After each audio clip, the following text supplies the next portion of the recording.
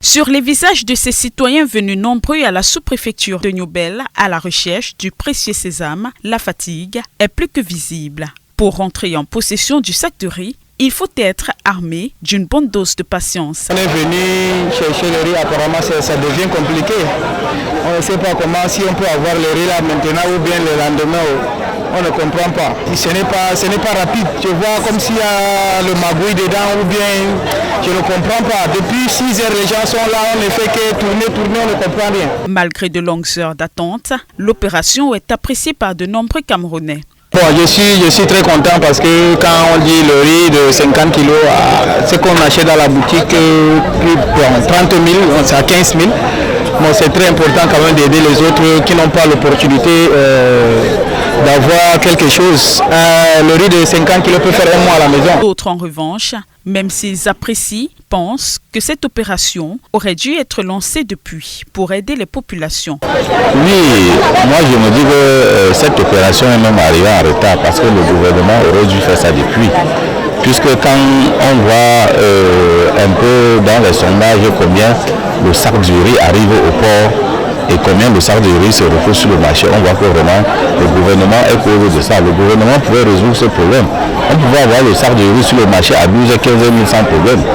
Mais vous voyez que quand on calcule rien que les taxes qui se retrouvent sur le riz, on a au moins 17 500 de taxes. Ce qui fait grimper le prix, le sac du riz à 30 000, 30 ou 31 000. Pourtant, le gouvernement pouvait mettre le pied et que le même prix qu'il est en train de distribuer là pouvait rester sur le marché. On pouvait avoir le sac du riz sur le marché à 15 000. On n'aurait plus besoin de venir se sécher sous le soleil pour s'aligner pour avoir le sac du riz. Rappelons que le gouvernement camerounais, à travers son ministre du Commerce, a lancé en décembre dernier l'opération spéciale de vente promotionnelle du riz. 100% brisure, vendu à 15 000 francs CFA, le sac de 50 kg. Une politique mise sur pied par l'État pour lutter contre la vie chère. Une opération lancée au moment où les Camerounais se préparent pour les élections.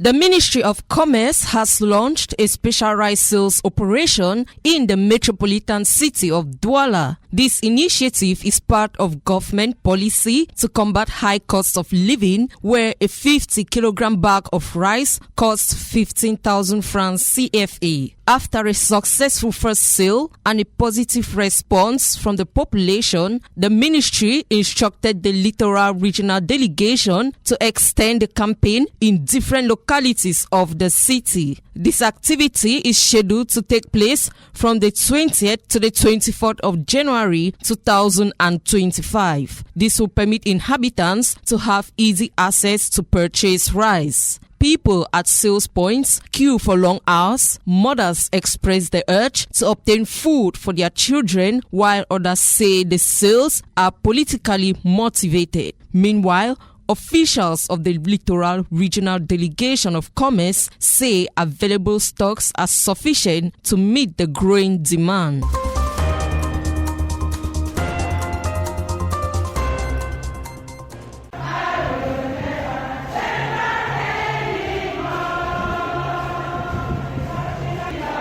It is a joyous celebration as Christian women gather for an ecumenical service launching the week of prayer for Christian unity under the theme, Do You Believe This? The event takes place on Saturday, January 18 at St. John Dido.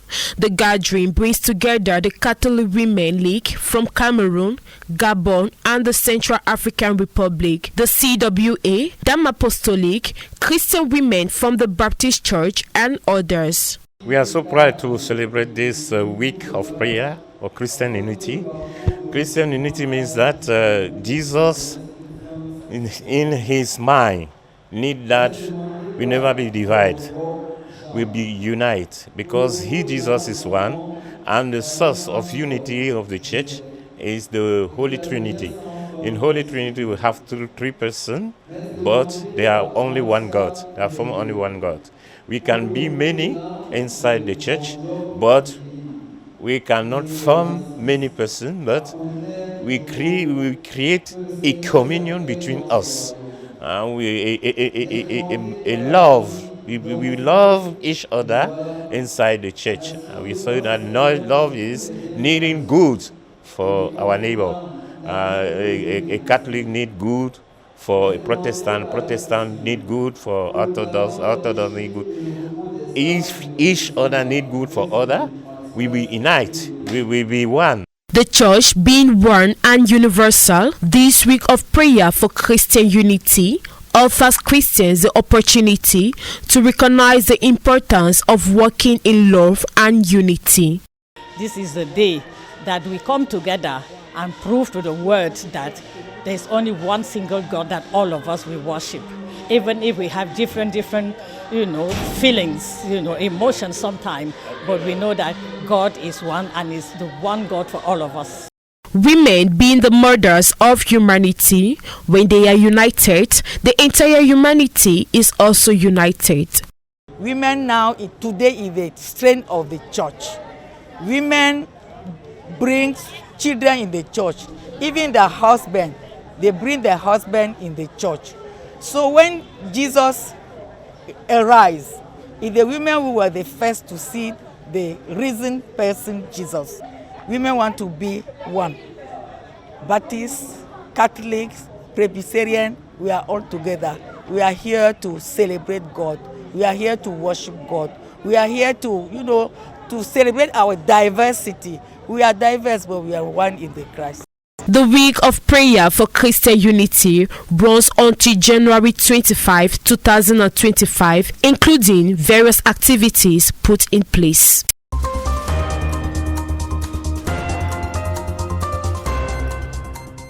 La semaine de prière pour l'unité des chrétiens qui a lieu chaque année donne lieu de s'interroger. L'on se demande souvent si cette unité est réelle ou imaginaire, d'autant plus que tous les ans, des églises sont créées dans notre pays. Une question à laquelle le responsable de la commission diocésaine biblique et l'œcuménisme tient à répondre sur deux angles. C'est une utopie de parler de l'unité des chrétiens. Comme vous le voyez bien, il y a constamment cette fissure qui affecte l'Église. Il y a ce divorce dans son esprit de l'Église, même fonder une Église chez soi, c'est déjà fragiliser l'unité des chrétiens. Le curé de la paroisse Saint-Louis de Bonabéry précise par ailleurs que l'unité spirituelle rend la chose réelle, contrairement à l'unité physique dont il faisait allusion. Le Christ n'a pas prié pour une conformité de pratique. Le Christ n'a pas prié pour que tous ceux qui croient en lui viennent sous une même maison.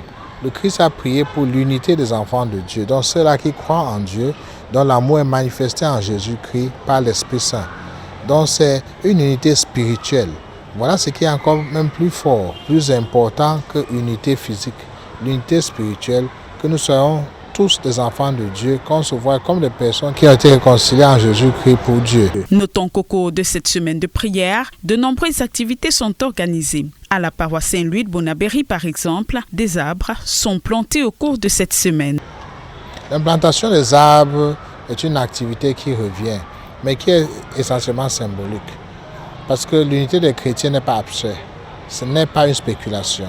Les chrétiens se mettent ensemble pour accomplir un projet, pour réaliser un projet, pour réaliser le royaume de Dieu. Ce royaume de Dieu, c'est rendre notre cadre de vie aussi meilleur. Le Christ a voulu que nous souscrivions au projet de Dieu qui était d'embellir le jardin de vie que nous avons. Et l'implantation des arbres permet de le faire ensemble, car c'est notre point commun d'intérêt. Je pense que nous devons implanter aussi les arbres politiques, implanter les arbres économiques, implanter les arbres sociaux et culturels, donc des points de convergence qui montrent que nous avons tous le souci pour le bien-être de notre société et de notre pays. Ouverte le 18 janvier sous le thème « Crois-tu cela ?», la semaine de prière pour l'unité des chrétiens s'achève le 26 janvier prochain.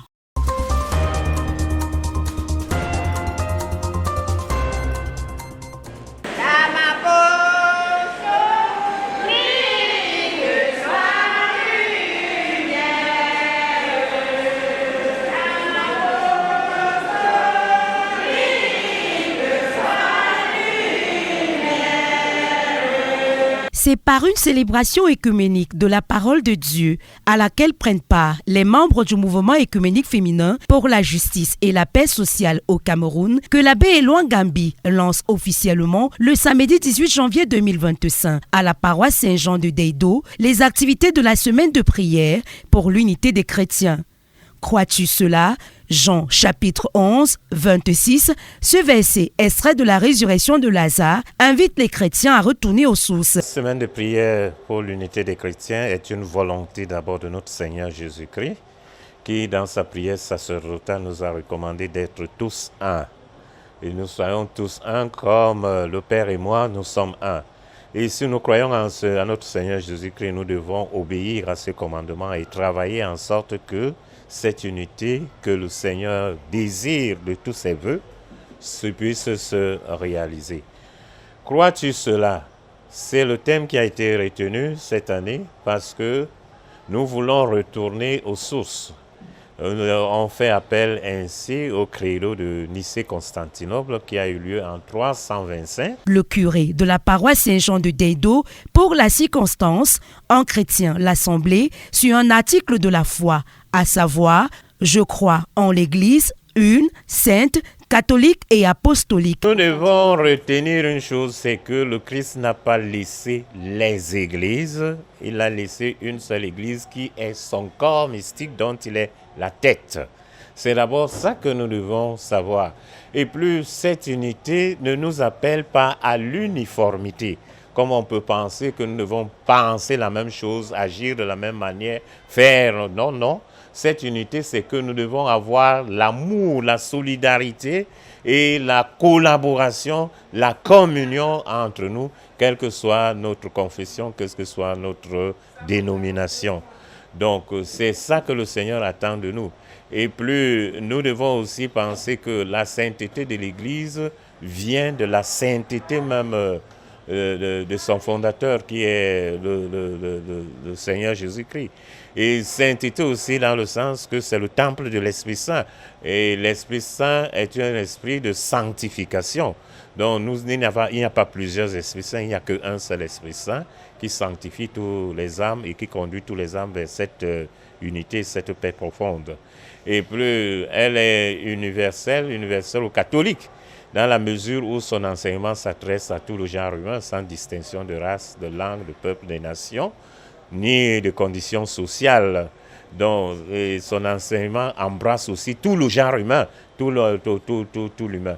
Donc voilà aussi, elle est apostolique parce que nous nous fondons sur les apôtres. Nous continuons la mission des reçus des apôtres. Nous marchons sur les fondations déjà posées par les apôtres. Nous n'allons pas poser d'autres fondations que celui que les apôtres ont placé. Et ça fait de nous tous des missionnaires à travers le monde entier. Lors de cette célébration œcuménique de la parole de Dieu, l'on note la présence massive des femmes chrétiennes venues du Gabon et de la République centrafricaine. Au niveau de Rome, la constitution pontificale a exhorté aux évêques de marquer un point d'honneur à cette activité qu'est l'unité des chrétiens. Voilà pourquoi nous, en tant que femmes, ayant observé que même pendant cette semaine-là, il n'y a pas d'activité, les églises ne se rencontraient pas vraiment et que même dans nos paroisses, c'est parfois lettre morte. Donc comme nous sommes les avant-gardistes de l'évangélisation, parce que Jésus a dit aux femmes, allez leur dire que je suis ressuscité. Donc ces messages-là nous obligent à porter le message évangélique jusqu'aux extrémités de la terre, parce que c'est à nous qu'incombe cette responsabilité et non aux autres. Même dans nos familles, les béabas de la vie chrétienne, c'est la maman qui les enseigne à l'enfant. Donc c'est l'unité dans le monde, oui, parce que si nous ne faisons rien, le monde va rester divisé. Et aujourd'hui, avec les idéologies nouvelles, il y a tellement de sectarisme, et partons même déjà de nos familles, il y a le déclin de la famille, il y a les haines, les divisions, il y a les guerres à travers le monde. Ce n'est pas pour rien, c'est une interpellation, c'est pour que les gens prennent conscience de ce que tous sont les enfants de Dieu et qu'ils vivent dans l'unité et cessent les guerres, les haines et les divisions à tous les niveaux. Nous avons remarqué qu'il y a vos sœurs de la RCA et du Gabon. Oui. Oui, mais c'est ça aussi l'Église universelle, non? Parce qu'on ne peut pas rester seulement dire qu'on a annoncé Jésus-Christ dans son pays. Quand on a commencé au Cameroun ici, immédiatement, on doit penser aux voisins. Parce que aime Dieu et ton prochain comme toi-même, non? Nous avons rapidement tendu la main à la RCA qui est là depuis 2 ans. Le Gabon est arrivé cette année et beaucoup d'autres vont suivre. Pour les participantes, les femmes ont l'obligation de prêcher l'unité dans l'église, en famille et en société. Ce que je peux dire de cette union, parce que c'est l'union qui fait la force. Et dans l'union, il faut la solidarité, la tolérance, la patience, le pardon et l'amour. Parce que là où l'amour abonde, l'Esprit de Dieu surabonde. Alors ce mouvement est un mouvement d'union pour que les femmes soient unies. Ce sont les femmes de nos jours qui font la force des églises. Je parle ici pour la JBBK. La JBBK est l'Union des femmes baptistes de l'UEBC. Alors, le mot unité est un mot qui est sacré dans le royaume de Dieu. Parce que Dieu est 3 en 1. Dieu le Père, Dieu le Fils et Dieu le Saint-Esprit. Ce n'est pas 3 personnes différentes, mais c'est une personne qui agit dans ces 3-là. Et nous qui sommes venus, nous avons dit que nous avons accepté Christ, nous ne devons pas marcher éparpillés. Et c'est dans la paix qu'on trouve l'unité. C'est dans l'amour qu'on trouve l'unité. Quand il n'y a pas d'amour, il ne peut pas avoir d'unité. Et quand il n'y a pas d'amour, il ne peut pas avoir la paix. Et aujourd'hui, on s'est rendu compte que les femmes dans le monde ont investi l'Église pour que cette Église ne soit plus divisée. C'est les femmes qui amènent les enfants à l'Église. C'est les femmes même parfois tirent leur mari à l'Église. Les maris pensent qu'ils ont d'autres choses à faire, nourrir leur famille, mais c'est Dieu qui nourrit. Si Dieu ne vous donne pas, vous n'aurez pas. Sachez que les femmes sont là et l'Église sera debout. Parce que ce sont ces femmes qui ont suivi Christ partout. Ce sont ces femmes qui ont d'abord vu la résurrection de Christ. Des conférences animées par des pasteurs et des prêtres, ainsi qu'une journée culturelle, sont entre autres activités qui meublent cette semaine de prière pour l'unité des chrétiens 2025.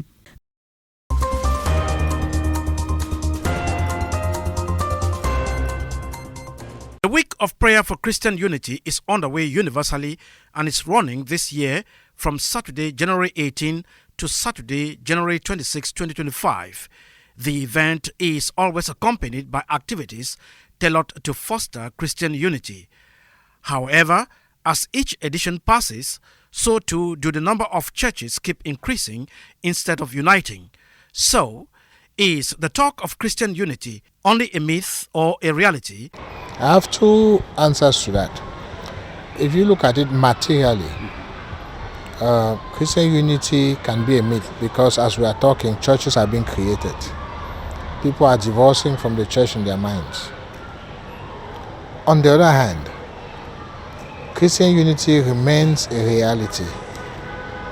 If we look at it from the spiritual point of view, the prayer of Christ in John chapter 17 was not meant to bring all Christians into one building.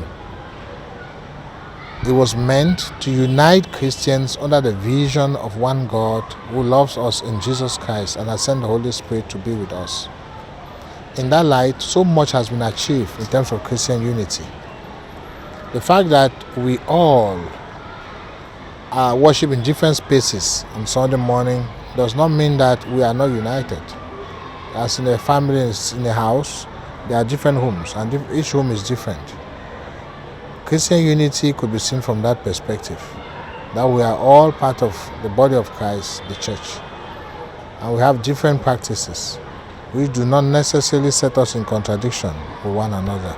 Activities of the Week of Prayer for Christian Unity in Douala Archdiocese include workshops, conferences, and tree planting in St. Louis Parish, Bonaberry. What is the significance of tree planting within the Week of Prayer for Christian Unity? Christian unity is not an abstract concept. It's not about speculation. It's about coming together as children of God and undertaking actions that shows that we have common interest. The common interest behind the planting of the tree is that we are taking care of the garden that God gave us, taking care of the environment that God gave us. That's a zone of common interest. God in the beginning created the world and created the garden for us to take care of. And that mission to take care of the world, to cater for common good, is one that every Christian must be concerned about. So planting of trees is a symbolic representation of our common mission to make the world a better place. So the functional aspect of Christian unity. So it calls us to go beyond even planting of trees. More should be done. In terms of politics, we are going through difficult times. We should be able to plant political trees. We should be able to plant economic trees. Activities that show that we Christians, we have common values and we want everybody to live a better life. The theme for the 2025 Week of Prayer for Christian Unity is "Do You Believe This?" drawn from John 11:26.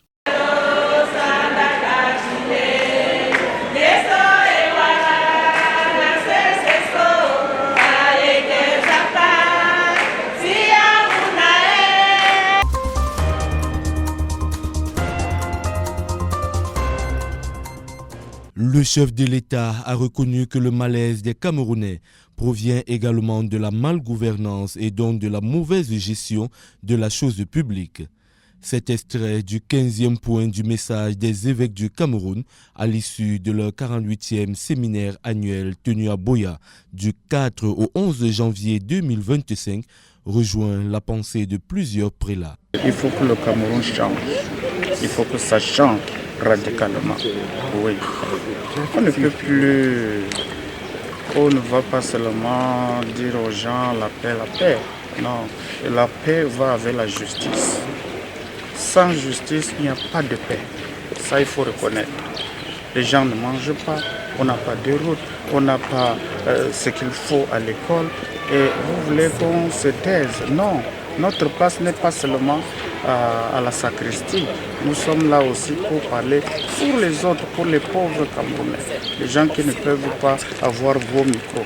Une situation délétère qui n'épargne pas les jeunes. Leur chômage massif a aussi été évoqué dans le message des évêques du Cameroun. On va caser ces enfants là où on n'a aucune industrie au nord. On n'a aucune industrie au nord. Et la population, c'est dans le Grand Nord. Non, on ne peut plus continuer comme ça. Que les évêques allez au nord, voir vous-même. Moi, je suis avec eux chaque jour. Les éléphants sont en train de détruire les champs des gens. Je suis venu 2 fois au ministère de la Faune et de la Forêt pour que l'État intervienne au moins, ne serait-ce que donner la nourriture à ce moment-là que les éléphants ont tout dévasté leurs champs. On ne vous écoute pas. L'université de Maroua a été créée en 2008.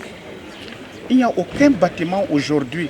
Tu loues la maison pour l'étudiant, tu dois lui donner l'argent pour le taxi chaque matin. Le soir, on vous dit non, le cours sera dans tel collège privé.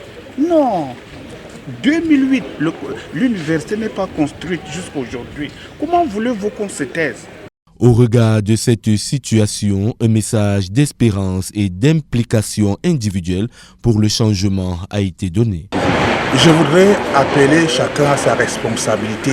Il ne faudra pas aussi que les gens puissent endormir la jeunesse ou puissent endormir le peuple de Dieu ou puissent endormir les populations sur le fait qu'en voulant penser que la solution qui serait la solution qui résoudrait tous les problèmes serait une solution politique. Moi, je ne pense pas. Il faudrait que chacun se lance dans ses occupations quotidiennes, qu'il se mette à fond et dans ses obligations et que chacun puisse demander non pas ce que l'autre doit faire, mais qu'est-ce que moi je dois faire pour que mon pays marche bien, pour que ma famille se porte bien, pour que la société soit meilleure, cette société dont rêve chacun.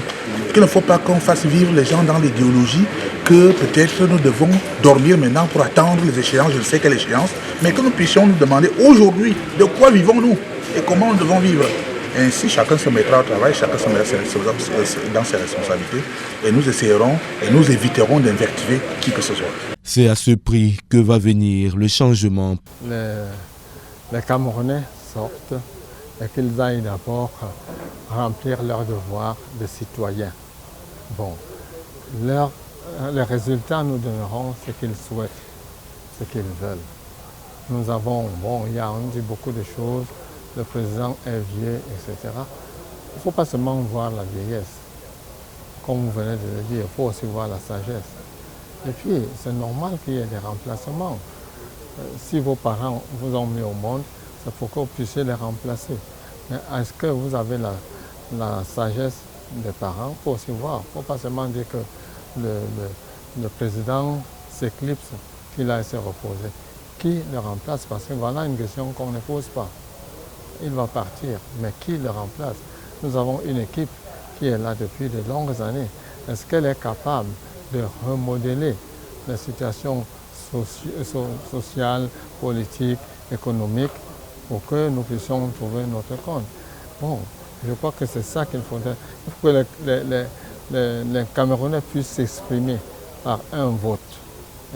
Et la campagne va commencer, chacun nous dira ce qu'il a à même de faire. Mais il y a beaucoup de choses qu'il faut remettre en cause. Ça, ce n'est pas un secret. La situation socio-économique du Cameroun, si dramatique, ne doit pas nous laisser aller au découragement, car Dieu est avec nous, ont conclu les évêques dans le message de leur 48e séminaire annuel.